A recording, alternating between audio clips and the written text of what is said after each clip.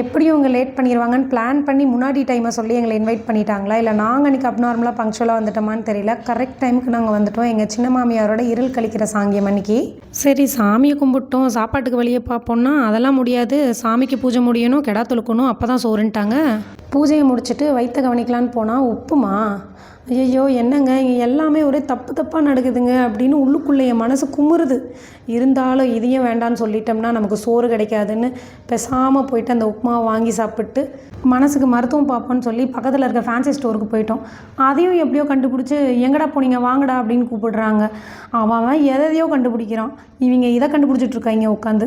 இதுக்கு தான் இந்த அம்மாக்கள் மாமியார்கள் இவங்களெல்லாம் ஒன்றா ஒரு கூட்டத்தில் உட்கார வைக்கக்கூடாதுங்கிறது. கொடுத்த திட்டு எல்லாத்தையும் வாங்கி கட்டிக்கிட்டு அப்படிக்கா அந்தாண்ட திரும்பி பார்த்தா கறிக்குழம்பு சும்மா ஜோராக கும்முன்னு மணக்க ரெடி ஆகிட்டு இருந்தது. அந்த பக்கம் ஜோராக கறிக்குழம்பு ரெடியாக, இந்த பக்கம் ஜோராக சாங்கியம் ஸ்டார்ட் ஆகிடுச்சு. எங்கள் அத்தையும் மாமாவும் புதுமண தம்பதிகள் மாதிரி ஒரே ப்ளஷிங் தான். பார்க்குற எங்களுக்கே ப்ளஷிங் ஆகிடுச்சுன்னா பார்த்துக்கோங்களேன். அப்புறம் என்ன, காலையில் உப்புமா சாப்பிட்ட வயிறு சும்மா இருக்குமா, கரிசோரை பார்த்தோன்னே கபகபன்னு கத்த ஆரம்பிச்சிருச்சு. கவான்னு கத்தின வயிற்ற கரிசோத்தை போட்டு பந்திலேயே ஆஃப் பண்ணி விட்டோம். சாப்பிட்டதுக்கப்புறம் தான் கண்ணு ரெண்டும் தெளிவாகி வந்தவங்கெல்லாம் கண்ணுக்கு தெரிய ஆரம்பித்தாங்க. உபசரிப்பு சரியில்லைன்னு சொல்லிடக்கூடாது பாருங்கள். அதனால் கேட்குற எல்லாத்துக்கும் இல்லைன்னு சொல்லாமல் தாராளமாக தயிரும் ரசமும் ஊற்றி நிம்மதியாக வயிற்று ரொப்பி அனுப்பி வச்சோம். ஃபைனல் டச்சாக டீ லெமன் ஜூஸ்லாம் குடிச்சிட்டு பொறுமையாக வீடு வந்து சேர்ந்தோம்.